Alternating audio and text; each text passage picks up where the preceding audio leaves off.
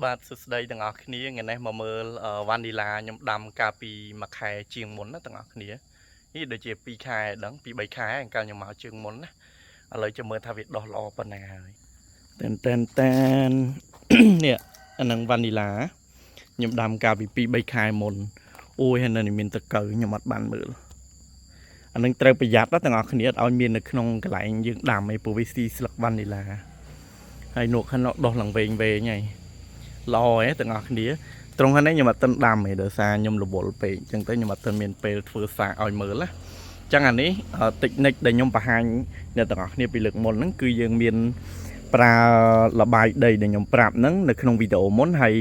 យើងប្រើបកគោលក្រាក់ហើយយើងបើអត់មានសកៃដូងទេយើងប្រើកណាត់រុំអញ្ចឹងណាព្រោះពេលដែលវាត្រូវទឹកភ្លៀងឬមួយពេលយើងស្រោចទៅវាបឺតទឹកបានយូរអាហ្នឹងអញ្ចឹងវាជួយឲ្យវ៉ានីឡាហ្នឹងដុះល្អអញ្ចឹងទាំងអស់គ្នាឃើញ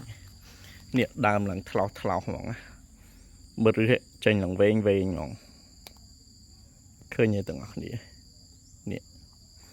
បាទអានោះវាទៅដល់ឡើងលើអាគុំថ្មីនោះទៀតល្អមែនតែនឡើងខ្ចីហ្មងត្រួយឃើញទេខ្ញុំដាំអត់មានបញ្ហាអត់មានជំងឺទេទាំងអស់គ្នាហើយដល់ថ្នាក់មកវាឡើងលើអសតស័យតសឫស្សីនឹងទៀត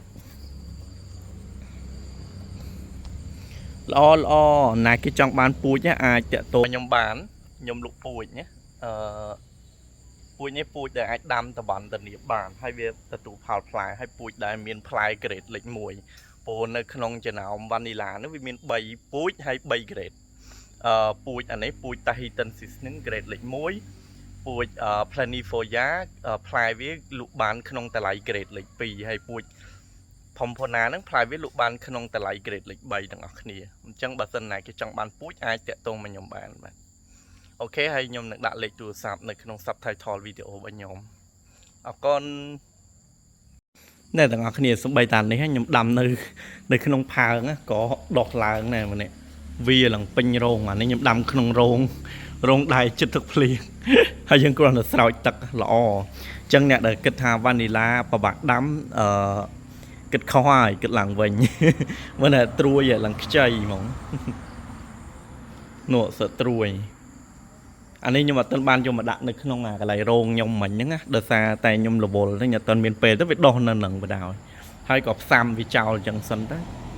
ពេលតិចទៀតបើខ្ញុំធ្វើរោងរៀងធំហើយបានខ្ញុំដាក់វាមកប្របែកទៅមកកន្លែងទៀត